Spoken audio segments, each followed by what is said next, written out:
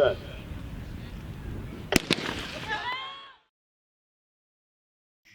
My name is RJ Miller.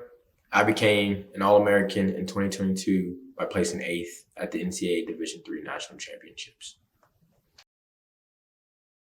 The feeling, looking at that board and finishing 8th and seeing my name in the 8th place position, and being called to the tent to wait to receive my championship trophy was amazing. I remember just thanking God so much. I loved every bit of it. I enjoyed every bit of it. Doing interviews with the school, with the newspaper. People were bringing me articles that people were writing, sending me websites that were writing stories about me and things like that. I was getting phone calls from people.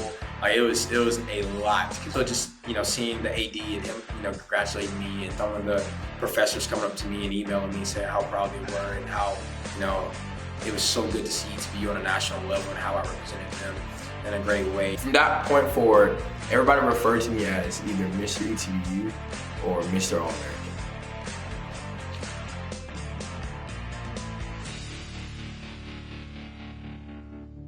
If I'm being honest, it got to a point where I began to, get caught up in all of the attention, get caught up in all of the love that I was getting from people, and to some extent losing myself.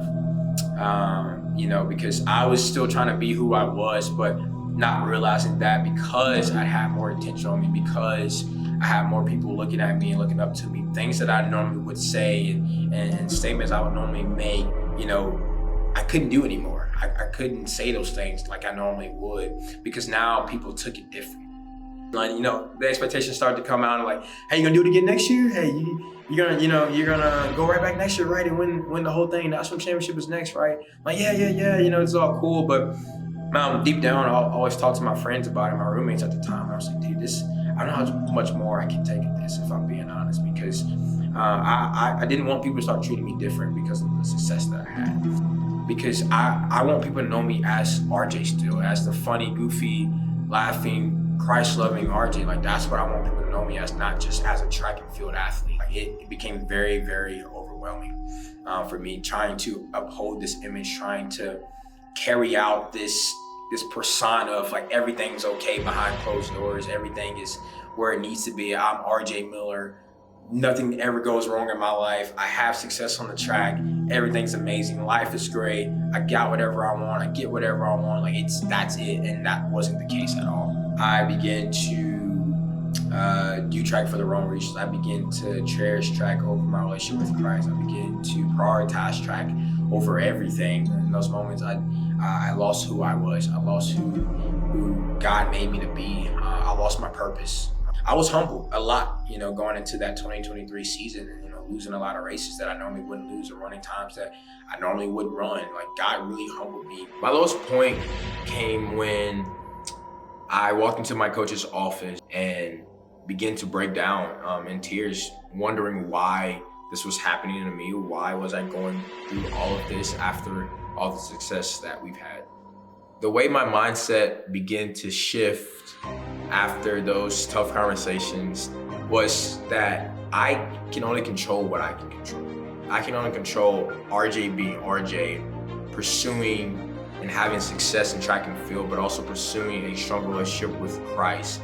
From there, I began to just embrace the challenges. I began to embrace the image that I was given, but also not losing who I was and who I was in Christ.